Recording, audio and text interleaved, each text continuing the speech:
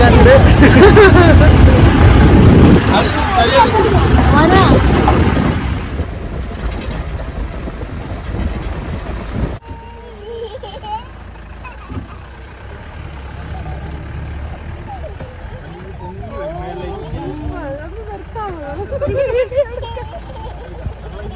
അടുത്ത് വരെ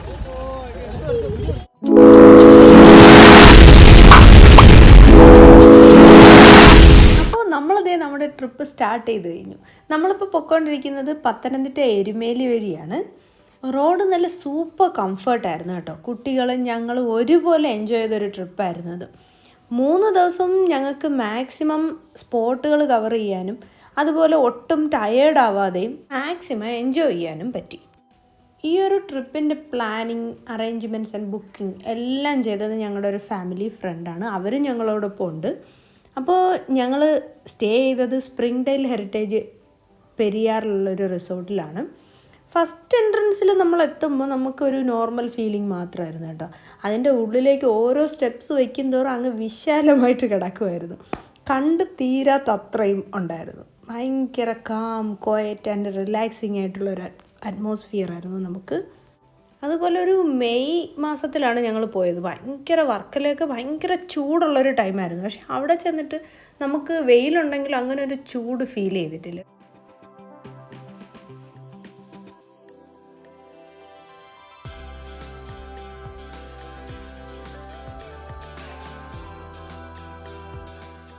അപ്പോൾ ഇവിടേക്ക് പോയത് തന്നെ പൂളിൽ ഇറങ്ങാൻ വേണ്ടിയിട്ട് മാത്രമാണെന്നുള്ളൊരു രീതിയിലായിരുന്നു കുട്ടികൾ കേട്ടോ.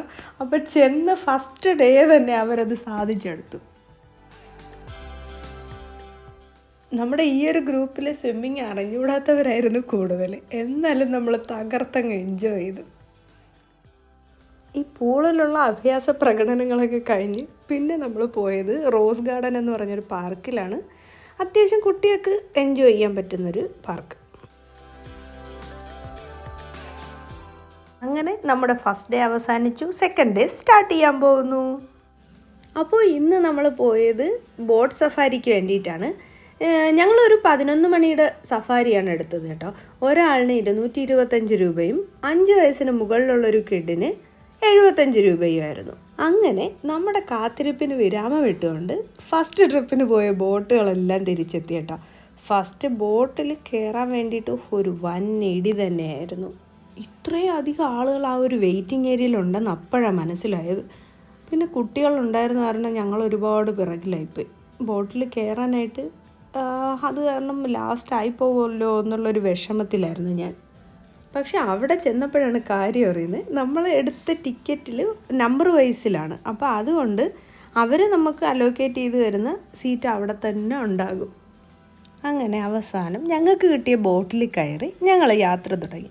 കാടിൻ്റെ ഭംഗി ആസ്വദിച്ചു കൊണ്ടുള്ളൊരു യാത്രയായിരുന്നു. ചൂടുള്ളത് കാരണം പെരിയാറിൽ വെള്ളം കുറച്ച് കുറവായിരുന്നു.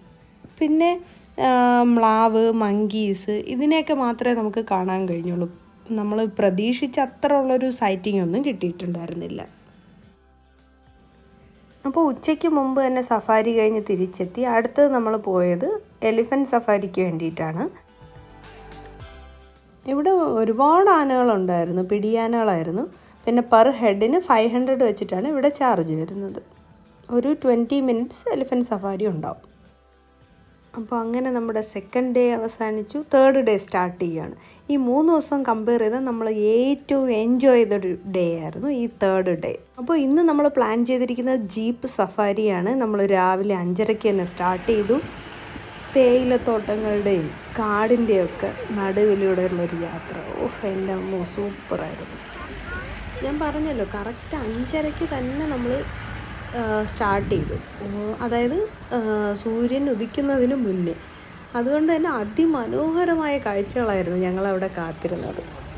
ഇന്നത്തെ ഈ ഒരു ഓഫ് റോഡ് ജീപ്പ് സഫാരി നമ്മൾ പോകുന്നത് സത്രം വ്യൂ പോയിൻറ്റിലാണ്. മെയിനായിട്ട് 3 വ്യൂ പോയിൻറ്റ്സാണ് നമുക്കുള്ളത്.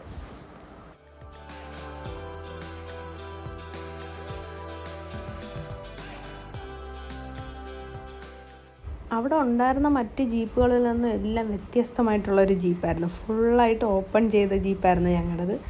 പിന്നെ എടുത്തു പറയേണ്ട ഒരു കാര്യം ഞങ്ങളെ കൊണ്ടുപോയ പുള്ളിക്കാരനെ പറ്റിയിട്ടാണ്. എൻ്റെ അമ്മ ഒരു രക്ഷയില്ല. ഞങ്ങൾ മാക്സിമം സാറ്റിസ്ഫൈഡ് ആക്കാനായിട്ട് പുള്ളിക്കാരൻ ട്രൈ ചെയ്തു എന്നുള്ളതാണ്. അതായത് ഓരോ സ്പോട്ടിൽ നമ്മൾ ചെല്ലുമ്പോഴും ഫസ്റ്റ് നമ്മളായിരിക്കും ആ സ്പോട്ടിലെത്തുന്നത്. അവിടെ മറ്റൊരു ടൂറിസ്റ്റുകളും ഉണ്ടായിരുന്നില്ല. അപ്പോൾ നമ്മളവിടെ ചെന്ന് മാക്സിമം നമ്മൾ എൻജോയ് ചെയ്തതിന് ശേഷം ഫോട്ടോസും എല്ലാം എടുത്തതിന് ശേഷമായിരിക്കും ബാക്കിയുള്ള ആളുകൾ വരുന്നത്. അതുകൊണ്ട് തന്നെ നമുക്ക് നമ്മുടേതായിട്ടുള്ളൊരു പ്രൈവറ്റ് സ്പേസ് ആയിട്ട് ഫീൽ ചെയ്തു. ഇതാണ് ഫസ്റ്റ് നമ്മുടെ വ്യൂ പോയിൻ്റ്. ഇവിടെ ഞങ്ങൾ വന്നപ്പോൾ ജസ്റ്റ് സൂര്യൻ ഉദിച്ച് ഇങ്ങനെ വരുന്നേ ഉള്ളായിരുന്നു. ആ ഒരു കോടയും അതിൻ്റെ തണുപ്പും എല്ലാം കൂടെ ഒരു നല്ല ഫീലായിരുന്നു. ഇവിടെയൊക്കെ ഒരുപാട് ടൂറിസ്റ്റുകൾ വരുന്ന പ്ലേസാണ്. അപ്പം ചെറിയ കുഞ്ഞു കച്ചവടക്കാരൊക്കെ ഉണ്ട്. അപ്പോൾ അവർ കളയുന്ന പൈനാപ്പിളിൻ്റെ അതിൻ്റെയൊക്കെ വേസ്റ്റുകളൊക്കെ അവിടെയൊക്കെ വീണ് കിടന്നിട്ട് ആനകളൊക്കെ ഇത് കഴിക്കാനായിട്ട് വരും. സ്ഥിരമായിട്ട് വരാറുണ്ടെന്നാണ് പറയുന്നത്. ഇവനാണ് നമ്മുടെ ഇന്നത്തെ ഹീറോ. ഇവൻ്റെ സാരഥി. ഇവനിട്ടിരിക്കുന്ന പേര് ബ്ലാക്ക് പാന്തർ എന്നാണ്.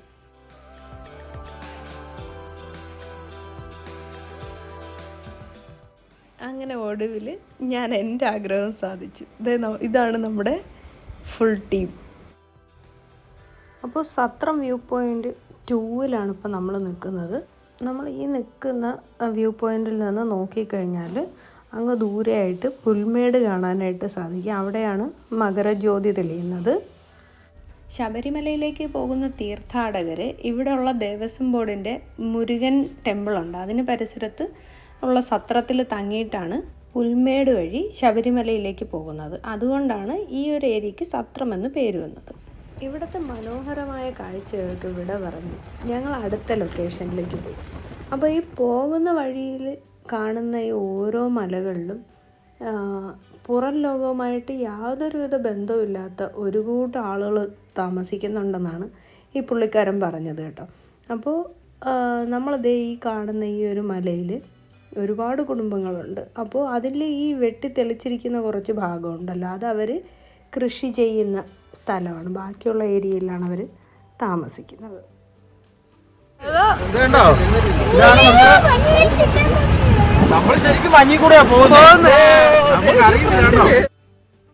ഒട്ടും പ്രതീക്ഷിക്കാതെ ഞങ്ങളെ അവിടെ കാത്തിരുന്നൊരു സുന്ദരി. ഇതേ കണ്ടോ?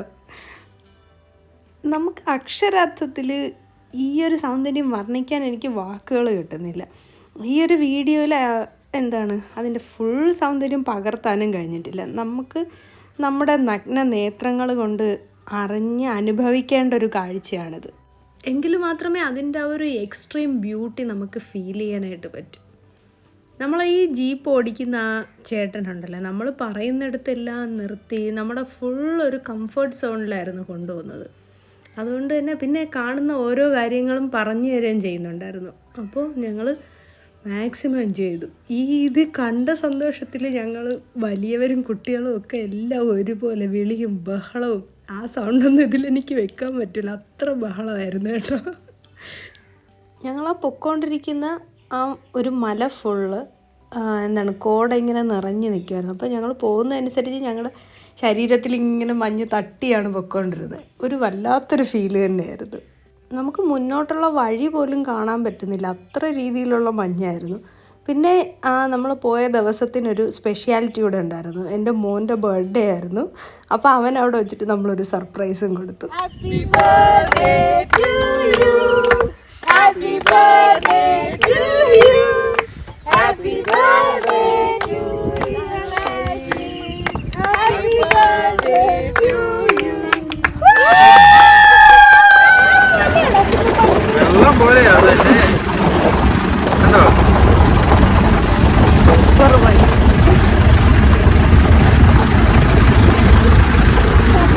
ഒന്നും കാണത്തില്ല.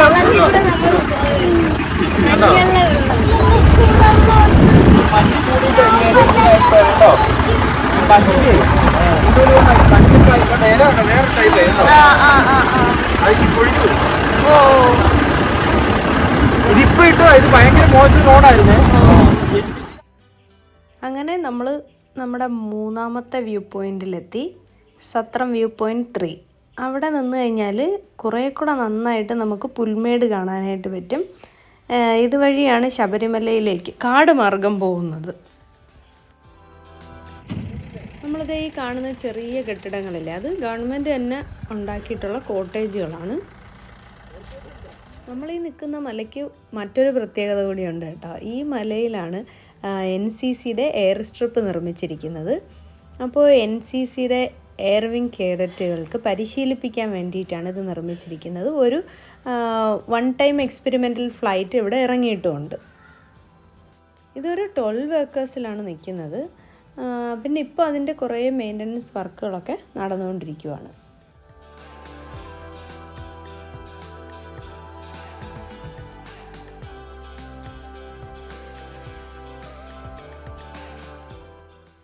അങ്ങനെ 3 വ്യൂ പോയിൻറ്റ്സും കണ്ട് നമ്മൾ തിരിച്ചു പൊയ്ക്കൊണ്ടിരിക്കുവാണ്.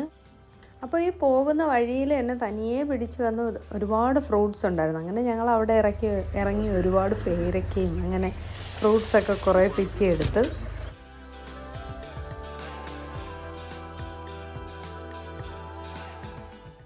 ഈ കാണുന്നത് കാപ്പിയാണ്. കാപ്പി നിറയെ പൂത്ത് നിൽക്കുക, നല്ല സ്മെല്ലായിരുന്നു.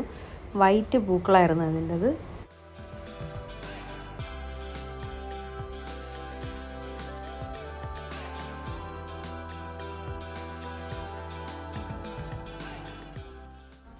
നമ്മളിത് ഈ കാണുന്നൊരു ഗസ്റ്റ് ഹൗസിൽ വെച്ചിട്ടാണ് ദുൽഖർ സൽമാൻ്റെ ജോമോൻ്റെ സുവിശേഷങ്ങൾ എന്ന് പറയുന്നൊരു മൂവി ഷൂട്ട് ചെയ്തത്. ഇത് ലൂസിഫർ പള്ളിയില്ലേ, അതിൻ്റെ അകത്ത് സംസാരിക്കുന്ന പള്ളി. ഇത് കണ്ടോ,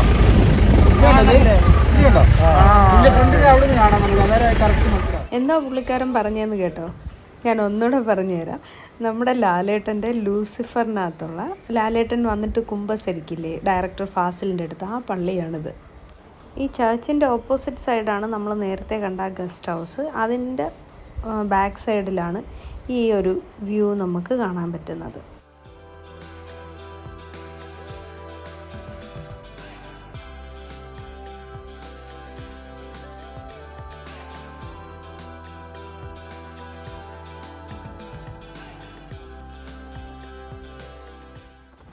നമ്മളീ കാണുന്നത് AVTയുടെ പ്ലാന്റേഷനാണ്. വളരെ നന്നായി ചെടികളെയും അതുപോലെ അവരുടെ തൊഴിലാളികളെയും പരിപാലിക്കുന്നുണ്ട് ഇവർ എന്നാണ് അവിടെ ഉള്ളവരുടെ എല്ലാ അഭിപ്രായം. ഇത് വെറുതെ പറയുന്നതല്ല, നമുക്ക് ഈ ചെടികൾ കാണുമ്പോൾ തന്നെ അത് മനസ്സിലാവും. അതായത് പ്രോപ്പറായിട്ട് വെള്ളം, വളം എല്ലാം എത്തിച്ചു കൊടുക്കുന്നുണ്ട്.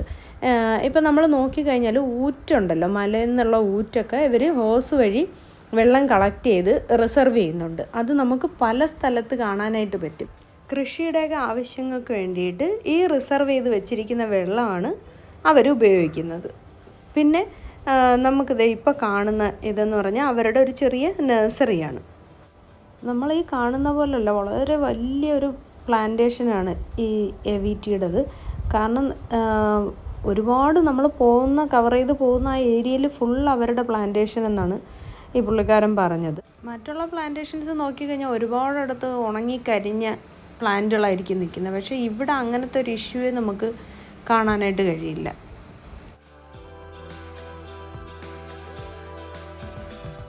അത് അവരുടെ ഫാക്ടറി, അത് AVT പറയുന്ന ഫാക്ടറി ആണോ? അങ്ങനെ പോകുന്ന വഴിയിലെ കാഴ്ചകളൊക്കെ കണ്ട് ഞങ്ങൾ വീണ്ടും മുന്നോട്ട് പോവുകയാണ്. ഞങ്ങൾ ഈ പോയിന്റ് പോകുന്നത് പരുന്തുംപാറയിലോട്ടാണ്. അപ്പോൾ ഒന്നുകൂടെ എടുത്തു പറയട്ടെ, ഈ ഒരു ജീപ്പ് സഫാരി നമ്മൾ മാക്സിമം എൻജോയ് ചെയ്യാൻ കാരണം തന്നെ ഈ ഒരു ഡ്രൈവർ ചേട്ടനാണ്. പോകുന്ന വഴിക്ക് പിന്നെ ഏലം, കാപ്പി, യൂക്കാലിപ്സ്, അവോക്കാഡോ ഇങ്ങനത്തെയൊക്കെ ഒരുപാട് കൃഷി ഉണ്ടായിരുന്നു. അവോക്കാഡോ ഫസ്റ്റ് ടൈമാണ് പിടിച്ച് നിൽക്കുന്നത് ഞാൻ കാണുന്നത്. അങ്ങനെ ഒടുവിൽ നമ്മൾ പരുന്തുംപാറ എത്തി. ചെന്ന സമയം നല്ല വെയിലായിരുന്നു. പോരാത്തതിന് അവിടെ വേസ്റ്റുകളുടെ ഒരു കൂമ്പാരമായിരുന്നു. വേസ്റ്റ് കാരണം ആ ഒരു ഏരിയയിൽ തന്നെ നിൽക്കാൻ പറ്റുന്നുണ്ടായിരുന്നില്ല. അത്ര സ്മെല്ലും കാര്യങ്ങളും ഒക്കെ ആയിരുന്നു. ഞാനുൾപ്പെടെയുള്ള നമ്മൾ ഓരോരുത്തരും ശ്രമിച്ചു കഴിഞ്ഞാൽ നമുക്ക് ആ പ്രകൃതിയുടെ സൗന്ദര്യത്തെ അങ്ങനെ തന്നെ നിലനിർത്താനായിട്ട് കഴിയും. വളരെയധികം വിഷമം തോന്നി ഈ ഒരു സിറ്റുവേഷൻ അവിടെ കണ്ടപ്പോൾ. അതുകൊണ്ടാണ് ഞാൻ ഈ ഒരു വീഡിയോയും കൂടെ ഇതിൽ ആഡ് ചെയ്യുന്നത്.